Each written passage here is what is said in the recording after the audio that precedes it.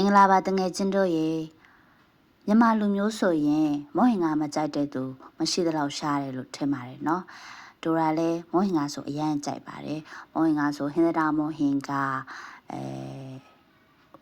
ရန်ကုန်မောဟင်္ဂါဒါမှမဟုတ်မွန်ပြည်နယ်မော်လမြိုင်မောဟင်္ဂါအကုန်ကြိုက်တယ်ပေါ့နော်အခုကတော့ရန်ကုန်မှာနေပြနေတဲ့အတွက်ရန်ကုန်မောဟင်္ဂါလေးချက်စားဖြစ်ပါတယ်ရှင်အရင်ဦးဆုံးငါးကို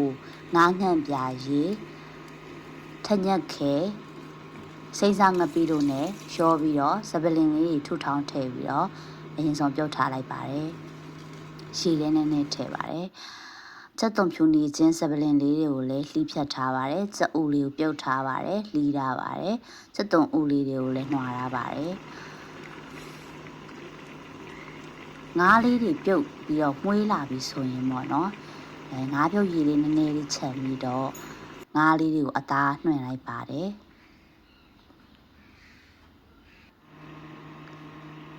ချက်သွန်ဖြူနေခြင်းစပလင်လေးတွေကိုလည်းထောင်းထားလိုက်ပါတယ်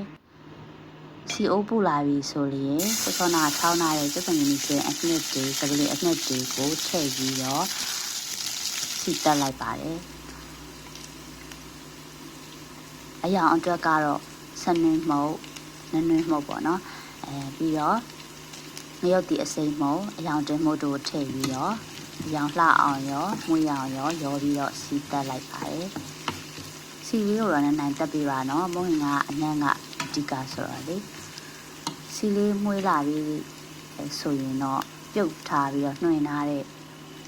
ငါအသားလေးကိုထည့်ပြီးတော့ရောပြီးတော့စီတက်လိုက်ပါတယ်နော်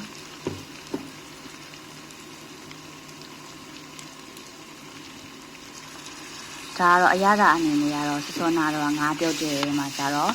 အရသာကတော့ပိုတတလေးထည့်ထားတဲ့အတွက်ငါးတွေကအရသာတွေကတော့ရှိနေပါလိမ့်မယ်နော်ကိုကတော့လိုအိမ်တော့ထက်ပေါ့ငါးစီတက်တာလေးမှုေးလာပြီးရလာပြီဆိုလို့ရှိရင်တော့သူ့ကိုခဏချပြီးတော့ဖယ်ထားလိုက်ပါမယ်နော်အမှုန့်အနေနဲ့ကတော့ညီမမှုေးရထုတ်တဲ့မုံငါဟင်းရမှုတ်ကိုသုံးပါတယ်ရေအေးလေးကိုမုံငါမှုတ်တစ်ထုပ်လိုလောင်းထည့်ပြီးတော့ပေါ့နော်ကြည်ညက်အောင်တမအောင်ရုံးမှွေပေးလိုက်ပါတယ်အဲ့ဒီမုံငါအမှုတ်ထုတ်ထည့်ထားတဲ့ရေကိုပေါ့နော်ဒီရေကိုပဲအရင်ဦးဆုံးစုပွက်နေအောင်အရင်တည်လိုက်ပါတယ်ရှင်ထည့်ထားတဲ့ငါးပြုတ်ရေလေးကိုလည်းလောင်းထည့်ထားပါတယ်ပြီးတော့ဒိုရာကကလဘဲလေးပါပြုတ်ထားလိုက်ပါတယ်ရှင်ကလဘဲလေးထည့်ဖို့ပါလုံးဝနုဤနေအောင်ပြုတ်ထားလိုက်ပါတယ်စောနာတုံကမုံဟင်ကမုံဟင်းအိုလေးကစုပွက်လာပြီးနန့်လေးလည်းပွေးလာပြီးဆိုရင်တော့ငါးစီတက်ထားတာလေးကိုထည့်လိုက်ပါမယ်နော်ရှည်လေးကဘုံဆူလာပြီဆိုရင်ငါးစီတက်ထားတာလေးထည့်လိုက်ပါမယ်ပြုတ်ထားတဲ့ကလဘဲလေးကိုလည်းထည့်လိုက်ပါမယ်ငါးနဲ့ပဲထည့်ပြီးတဲ့ချိန်မှာပေါ့နော်နည်းနည်းလေးစူပွက်အောင်တည်ပြီးသွားပြီဆိုရင်ကြာလာလို့ရှိရင်အနံ့လေးတွေကမှုေးတက်လာပါလိမ့်မယ်နောက်ဆုံးအနေနဲ့ကကျတော့ညီမတို့ချက်သွန်လေးဥထည့်ပါမယ်